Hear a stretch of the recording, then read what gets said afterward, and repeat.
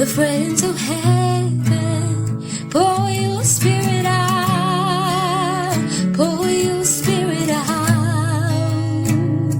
The holy anointed, the power of your praises, pour your spirit out, pour your spirit out, pour your spirit out.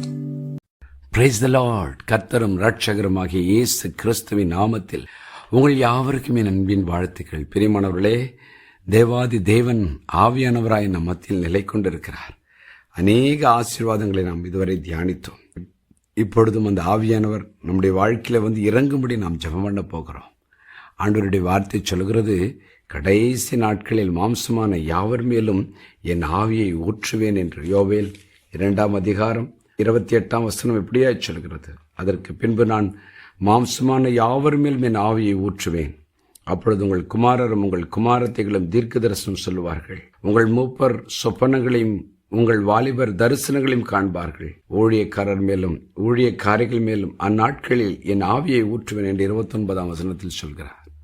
Joel 2:28-29 And it shall come to pass afterward that I will pour out my spirit on all flesh. Your sons and your daughters shall prophesy, your old men shall dream dreams, your young men shall see visions, and also on my men servants and on my maid servants I will pour out my spirit in those days. பாருங்கள், தேவனுடைய வார்த்தை சொல்கிறது, கடைசி நாட்களில் கர்த்தர் தமது ஆவியை தம்முடைய பிள்ளைகள் மேல் ஊற்றுகிறாராம். அந்த நாட்களுக்குள் தான் நீங்களும் நானும் வந்திருக்கிறோம். ஆண்டவரே, என் வாழ்க்கையில், என் குடும்பத்தில், என் சபையில், என் ஊழியத்தில் என் நிலை கொண்டிருக்கிற நீர் என்னை நிரப்பும். ஆண்டவரே, என்னை நிரப்பும் என்று கேட்போம். அதுதான் அவருடைய வாக்குத்தத்தம். கடைசி நாட்களில் அருளும் செய்யும் வாக்குத்தத்தம் என்று ஆண்டவர் சொல்லியிருக்கிறார். அந்த ஆவியானவர் நமக்குள் வந்துவிட்டால் என்ன நடக்கும்? நம்மை ஆவிக்குரிய பலனை தருகிறார். தேவாதி தேவனுடைய பலன் இறங்கி வருகிறது. இயற்கைக்கு மேற்பட்ட பலன் இறங்கி வருகிறது. ஒரு பக்கம் இயேசுவின் சுபாவம் நிறைந்த ஒரு வாழ்க்கை, மறுபக்கம் இயேசு ரட்சகரின் வல்லமை நிறைந்த ஒரு வாழ்க்கையை தருகிறார். இன்றைக்கும் ஆண்டவரை பார்த்து கேட்போம், அப்பா, எனக்கு உம்முடைய ஆவியின் நிறைவை தாரும், அந்த பின்மாறி மழையை எனக்கு தாரும் என்று கேட்போம். சகரியாவின் புஸ்தகம் 10:1 பின்மாறி காலத்து மழைக்காய் வேண்டிக் கொள்ளுங்கள் என்று வேதம் நம்மை அழைக்கிறது. ஆகவே தேவனிடத்தில் வேண்டிக் கொள்வோம், ஆண்டவரே, எனக்கு உம்முடைய ஆவியை தாரும் என்று சொல்லி. மத்தேயு 7:11 கர்த்தருடைய வார்த்தை சொல்லுகிறது, ஆகையால் பொல்லாதவர்களாகிய நீங்கள் உங்கள் பிள்ளைகளுக்கு நல்ல ஈவுகளை கொடுக்க அறிந்திருக்கும் பொழுது பரலோகத்தில் இருக்கிற உங்கள் பிதா தம்மிடத்தில் வேண்டிக் கொள்கிறவர்களுக்கு நன்மையானவைகளை கொடுப்பது அதிக நிச்சயம் அல்லவா என்று பரிசுத்த ஆவியானவரை குறித்து எழுதியிருக்கிறது.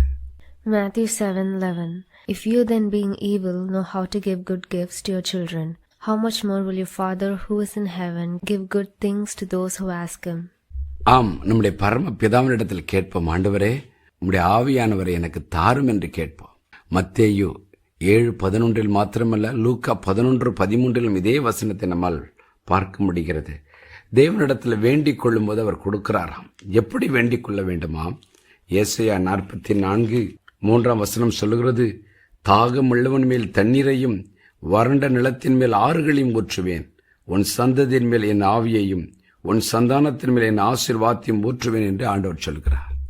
Isaiah 44:3 For I will pour water on him who is thirsty, and floods on the dry ground. I will pour my spirit on your descendants and my blessing on your offspring.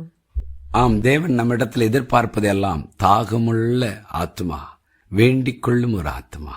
ஆண்டவரத்தில் சொல்வோம், ஆண்டவரே நான் தாகத்தோடு வந்திருக்கிறேன், உம்மிடத்தில் கெஞ்சி கேட்கிறேன், என்னுடைய ஆவியினால் நிரப்பும் என்று அவரை நோக்கி கூப்பிடுவோம். நிச்சயமாய் அவர் நம்மை நிரப்புவார். ஜெபம் பண்ணுவோமா? பரலோக பிதாவை, என்னோடு இணைந்து ஜெபிக்கிற ஒவ்வொரு தெய்வ ஜனங்களோடு நானும் வருகிறேன். அப்பா, நிலை கொண்டிருக்கிற ஆவியானவரே, இந்த கடைசி நாட்களில் எங்கள் ஒவ்வொரு மேலும் ஊற்றப்படுவீராக, ஊற்றப்படுவீராக, ஊற்றப்படுவீராக. ஒவ்வொருவரும் பரிசுத்த ஆவியானவரால் நிரம்பி இருக்க, அது நிமித்தம் எங்கள் சுபாவங்கள் மாற, எங்கள் வாழ்க்கை மாற, அது வல்லமை நிறைந்ததாய் மாறட்டும், வரங்கள் நிறைந்ததாய் மாறட்டும். ஆண்டவரே, என்னோடு இணைந்து ஜெபிக்கிற ஒவ்வொருவரையும் பரிசுத்த ஆவியானவர் அளவில்லாமல் நிரப்புவீராக, அளவில்லாமல் நிரப்புவீராக. அதன் நிமித்தம் அவருடைய வியாதிகள், கட்டுகள் அறுக்கப்பட்டு ஆண்டவரை பரிபூர்ண சுகம், பரிபூர்ண விடுதலை, பரிபூர்ண அபிஷேகத்தை பெற்றுக்கொள்ளட்டும். ஆண்டவரே, நான் அவர்களுக்குள்ளே உலாவி அவர்கள் தேவனாய் இருப்பேன் என்று சொன்னீரே, அந்த வார்த்தையின்படி ஒவ்வொருவருக்குள் நீர் உலாவுவீராக. உம்முடைய பிரசன்னத்தை ஒவ்வொரு நாளும் அவர்கள் அனுபவிக்கட்டும், சுமந்து செல்லட்டும். இயேசுவின் நாமத்தில் பிதாவே, ஆமென்.